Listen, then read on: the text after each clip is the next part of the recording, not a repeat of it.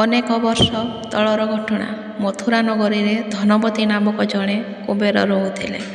ପ୍ରଚୁର ସମ୍ପଦର ଅଧିକାରୀ ହୋଇଥିଲେ ମଧ୍ୟ ସ୍ୱଭାବରେ ଥିଲେ କଞ୍ଜୁସ। ହଠାତ୍ ଦିନେ ଧନପତି ଶୁଣିବାକୁ ପାଇଲେ ବାଣିଜ୍ୟ ବ୍ୟବସାୟ କରିବାକୁ ଯାଉଥିବା ତାଙ୍କର ମାଲ ବୋଝେଇ ନୌକାଟି ଅତଳ ଜଳରେ ବୁଡ଼ି ଯାଇଛି।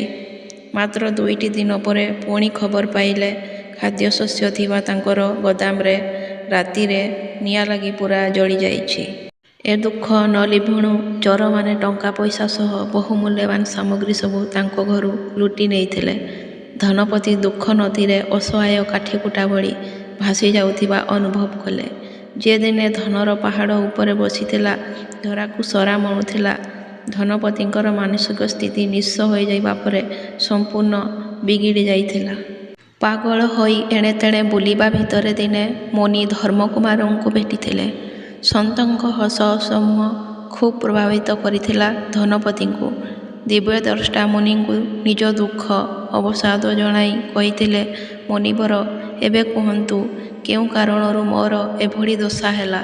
ଅତୁଳନୀୟ ସମ୍ପଦର ଅଧିକାରୀ ହୋଇଥିଲେ ମଧ୍ୟ ମୁଁ ଆଜି ବର୍ବାଦ ହୋଇଗଲି। ମୁନି କହିଥିଲେ, ବହୁ ବର୍ଷ ପୂର୍ବେ ଅସ୍ତିନା ନଗରୀରେ 2 ଭାଇ ରହୁଥିଲେ। ବଡ଼ ଭାଇ ଦାନ ପୁଣ୍ୟ ଧର୍ମ ମାର୍ଗରେ ଚାଲୁଥିବା ବେଳେ ସାନ ଭାଇ ଅଧର୍ମ ଅନାଚାର ଅନ୍ୟାୟର ପଥ ବାଛି ନେଇଥିଲା। ନିରନ୍ତର ଦାନ ଦ୍ୱାରା ବଡ଼ ଭାଇର ସମ୍ପଦ ବଢ଼ିବାରେ ଲାଗିଲା। ସାନ ଭାଇ କିନ୍ତୁ ଦୁଃଖ ଦୁର୍ଦ୍ଦଶାରେ ଦିନ କାଟୁଥିଲା। ଈର୍ଷାର ବଶବର୍ତ୍ତୀ ହୋଇ ସାନ ଭାଇ ବଡ଼ ଭାଇକୁ ହତ୍ୟା କରିଥିଲା।